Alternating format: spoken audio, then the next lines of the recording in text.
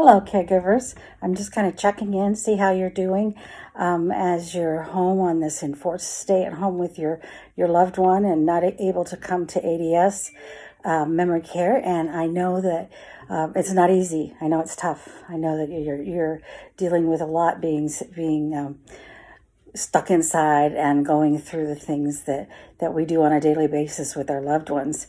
So I wanted to check in and say hi. And then give you maybe some ideas of things with this pandemic. It's unprecedented. None of us have ever been through it. And so an article I came across, and it was in the Healthline site. And one of the things was, the first thing was to focus on safe hygiene, and that's a hard thing to do with our loved ones. Sometimes to get them to wash their hands is not an easy thing to do. So they suggest some things that you can do. Put them on a schedule to go and wash their hands, or to just do it together, as a routine. But sometimes with our loved ones, the ability for them to process how to wash their hands, even if we're standing right there showing them, can be difficult. And if that's the case, then hand sanitizer, do the best you can.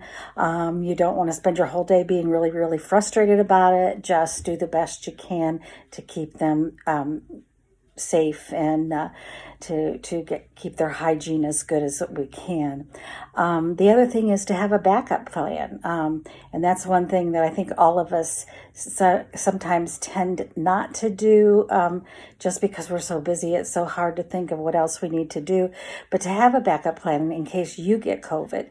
What's going to happen if you get COVID with your loved one? Are they going to? Do you have friends or children or neighbors, whoever that would stay with your loved one and take care of them if you were sick and had to be isolated from them? And you want to think about this kind of before the crisis comes versus during the crisis. And so many times that happens, and it makes it difficult to find somebody. So having that backup plan. And then whatever the plan is to limit the number of people that are involved in their caregiving. You want to kind of let the person know that may be coming in by talking to them, but also having things written down. What are their medications? When are they taking them? What do they like to eat? Can they feed themselves, or do you need to assist them with that? And to have all their information there. What are some of their likes, their dislikes? What are some of their behaviors? Do they cry? Do they get upset? Do they yell? Do they throw things? These are things somebody might need to know to be able to avoid maybe some of the triggers that cause them to be upset. They're going to be kind of confused now anyway.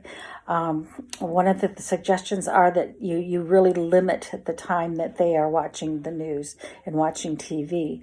A lot of times our loved ones get to the point where they think what is happening on TV is in their living rooms. So if they see some of the sights and hear some of the things that's going on, they may take that as being there in your home and cause a lot of upset. So that would be one thing to watch for. You want to make sure that as you discuss the pandemic with them, they are adults, so you do want to discuss it with them, but in the terms that they can understand. It may be more of saying, we have to be careful. We have to stay in if they want to go out and walk. We have to stay in because there's the flu or whatever that's making people sick. So we need to stay in. That staying in is very, very difficult. And you want to be reassuring with them as much as possible. You can do some activities with them, and that again is not the easiest thing in the world to do with our loved ones. But if you have questions, give me a call, because I can let you know what they've been doing in our programs that they seem to participate in. We know that what they do one day may be different than what they do the next day or the next minute, but we can give you some tips, and I'll come up with some tips for engaging them in a further video.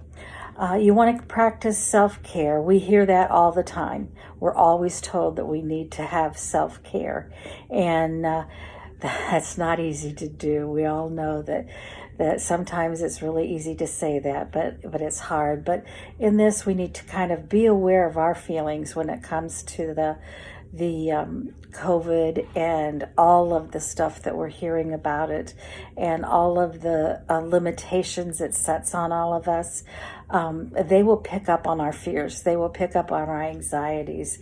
So it's important that we take care of ourselves, know where we're at with that as we deal with them, that we try to reassure them, but also to reassure ourselves. And so keeping them engaged in doing something different is going to be a good plan. You want to utilize social media to your benefit if you can get on FaceTime or arrange meetings on Google Hangouts or Zoom with family members, friends, if you can do that, where they can see them and they can talk to them and it's not upsetting to them. That's a good way to keep in contact. But for your self-care, being on too much social media can cause depression and cause anxiety. You read one thing and then turn around and you read something totally different. And it's confusing and it's frightening. So, it's important for us to be informed. It's important for us to look at the social media to get our news, and but not a whole steady diet all day of it. Just what we need to know to keep it informed, and then maybe turning some of it off. If you have any questions or problems or needs, please feel free to contact us here. You can contact me on my cell phone, or you can call Turnstone. And we have not only, I'm there a couple days a week, but I'm working out of home too. So I can be reached on my email anytime, day or night. And then Nancy and Lila are both in the office, and they're available too during the day. You just call Turnstone, ask to speak to one of them, and of course we'll be contacting you every week like we have been. But if you have any questions or any concerns or any problems, please give us a call and let us know. And we'll get right back to you. If you want to look at this article that I had, I don't know whether you can see this, but it's the site is healthline.com, and I'll send this on to the staff that are working on the videos, and we will make sure that they have this so that they can put that up in a way that I can't, since I can't get it to fit the screen, and I am not savvy, as you can tell, with technical things. We miss you guys. We miss your loved ones. We miss being there, and we're very looking forward to getting back to Turnstone at ADS and Memory Care. Have a great day, and if you need anything, don't hesitate to give us a call. Thanks. Bye-bye.